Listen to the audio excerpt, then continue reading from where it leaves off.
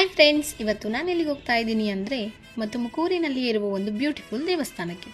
ಈ ದೇವಸ್ಥಾನ ಇರೋದು ತುಮಕೂರು ಮತ್ತು ನೆಲಮಂಗಲದ ಮಧ್ಯದಲ್ಲಿ.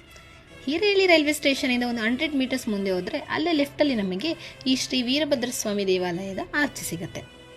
ಹಾಗೆಯೇ ಮುಂದೆ ಹೋದರೆ ಇನ್ನೊಂದು ವೀರಭದ್ರೇಶ್ವರ ಸ್ವಾಮಿ ಆರ್ಚ್ ಕೂಡ ಸಿಗುತ್ತೆ. ಈ ಆರ್ಚಿನ ಮುಖಾಂತರ ನಾವು ಹೋಗಬೇಕಾಗತ್ತೆ.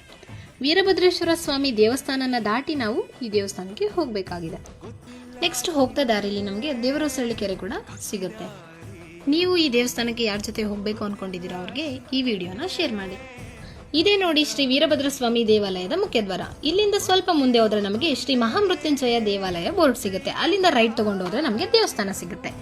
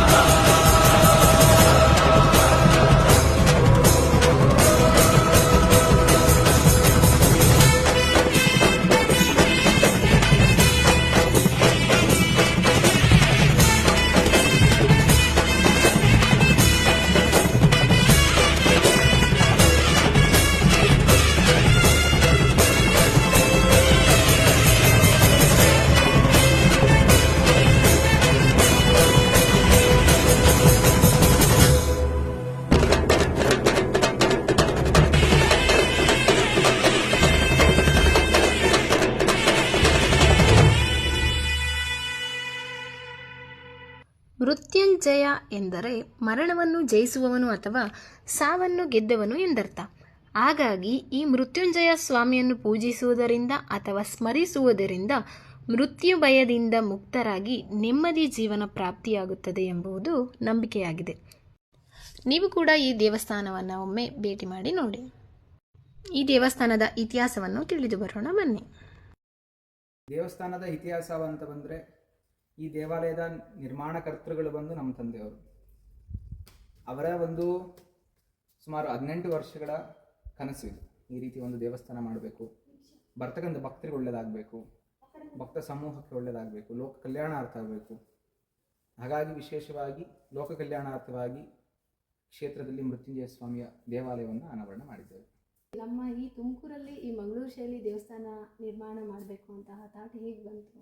ಏನಕ್ಕಪ್ಪ ಇಲ್ಲಿ ಮಲೆನಾಡು ಶೈಲಿ ನಿರ್ಮಾಣ ಮಾಡಬೇಕು ಅಂತ ಕೇಳೋದಾದರೆ, ನಮ್ಮ ತುಮಕೂರು ಮತ್ತು ಬೆಂಗಳೂರಿನ ಸುತ್ತಮುತ್ತಲ ನೀವು ನೋಡ್ಬೋದು, ಎಲ್ಲ ದೇವಾಲಯಗಳಲ್ಲಿ ಇಲ್ಲ ಕಲ್ಲಿನ ಕಟ್ಟಡ ಆಗಿರುತ್ತೆ, ಇಲ್ಲ ಮೇಲ್ಗಡೆ ಗುಡಿ ಗೋಪುರಗಳಿರ್ತವೆ.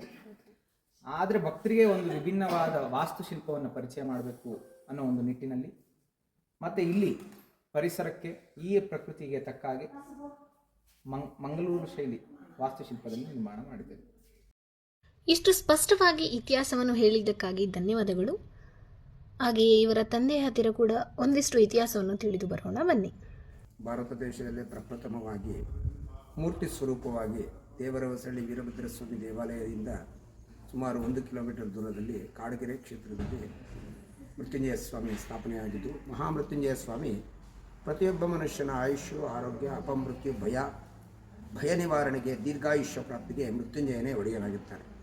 ಮತ್ತು ವಿಶೇಷವಾಗಿ ಏನಪ್ಪ ಅಂದರೆ, ಪ್ರತಿಯೊಬ್ಬರ ಮನೆಯಲ್ಲಿ ಉಪಯೋಗಿಸ್ತಕ್ಕಂಥ ಉಪ್ಪುಗೆ, ಬೆಲ್ಲಕ್ಕೆ, ದೀಪಕ್ಕೆ, ಕುಂಬಳಕಾಯಿಗೆ, ಬಳ್ಳಿಯಿಂದ ಬೇರ್ಪಡ್ತಕ್ಕಂಥ ವಸ್ತುಗಳಿಗೆ, ಸೌತೆಕಾಯಿಗೂ ಸಹ ಮೃತ್ಯುಂಜಯನೇ ಒಡೆಯ.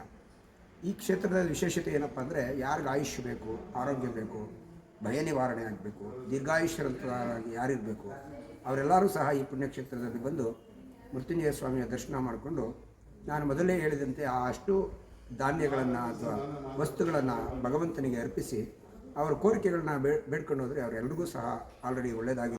ದೇವಾಲಯದ ಪಕ್ಕದಲ್ಲಿಯೇ ನಾಗವನ ಕೂಡ ಇದೆ. ನಾಗವನವನ್ನು ವೀಕ್ಷಿಸೋಣ ಬನ್ನಿ. ಶ್ರೀ ಗುರುಭ್ಯೋ ನಮಃ. ಈಗ ನಾವು ಇರ್ತಕ್ಕಂಥದ್ದು ಮೃತ್ಯುಂಜಯ ಸ್ವಾಮಿ ಕ್ಷೇತ್ರದ ನಾಗವನದಲ್ಲಿ. ನಾಗವನ ಯಾತಕ್ಕೋಸ್ಕರ ಅಂದರೆ, ಸುಮಾರು 13-14 ವರ್ಷದಿಂದ ಮಕ್ಕಳಾಗ್ದಲೇ ಇರೋರಿಗೆ ಇಲ್ಲಿ ಬಂದು ನಾಗ ಪ್ರತಿಷ್ಠಾಪನೆ ಮಾಡಿಸಿದ ಮೇಲೆ ಮಕ್ಕಳ ಪ್ರಸಿದ್ಧವಾಗಿರುವ ಉದಾಹರಣೆ ಇದೆ. ಮತ್ತೆ ವಿಶೇಷವಾಗಿ ಒಬ್ಬ ಮನುಷ್ಯನಿಗೆ ಜಾತಕದಲ್ಲಿ ರಾಹು ದೇಶ ಬಂದರೆ 18 ವರ್ಷಗಳ ಕಾಲ ಪೀಡಿಸುತ್ತೆ. ರಾಹು ದಶಾ ಕಾಲದಲ್ಲಿ ಕೂಡ ನಾಗ ಪ್ರತಿಷ್ಠಾಪನೆ ಖಂಡಿತ. ಹಾಗಾಗಿ ಮತ್ತೆ ಆಶ್ಲೇಷ ನಕ್ಷತ್ರದವರು ಈ 3 ಸಮಸ್ಯೆಯನ್ನು ಹೊಂದಿರತಕ್ಕಂಥ ಭಕ್ತರಿಗೆ ವಿಶೇಷವಾಗಿ ನಾಗ ಪ್ರತಿಷ್ಠಾಪನೆಯನ್ನು ಮಾಡಿಸಬೇಕು ಅನ್ನೋ ಕಾರಣಕ್ಕೆ ದೇವಾಲಯದಲ್ಲಿ ನಾಗವನವನ್ನು ಮಾಡಿದ್ದೇವೆ. ಈ ನಾಗವನದ ಸದುಪಯೋಗ ಕೂಡ ಸಮಸ್ತ ಭಕ್ತಾದಿಗಳು ಪಡೆದುಕೊಳ್ಳಬೇಕಾಗಿ ವಿನಂತಿ. ಈ ದೇವಾಲಯದಲ್ಲಿ ಎಲ್ಲ ತರಹದ ಶಾಂತಿ ಪೂಜೆಗಳು ಹಾಗೂ ಹೋಮಗಳನ್ನು ಕೂಡ ಮಾಡುತ್ತಾರೆ. ಈ ಕ್ಷೇತ್ರದಲ್ಲಿ ವಿಶೇಷ ದಿನವೆಂದರೆ ಅದು ಅಮಾವಾಸ್ಯೆ ದಿನ.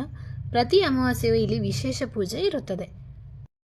ದೇವಸ್ಥಾನ ಟೈಮಿಂಗ್ಸ್ ಮತ್ತು ಡೀಟೇಲ್ಸ್ ಎಲ್ಲದನ್ನು ಕೊಟ್ಟಿರ್ತೀನಿ, ಚೆಕ್ ಮಾಡಿ.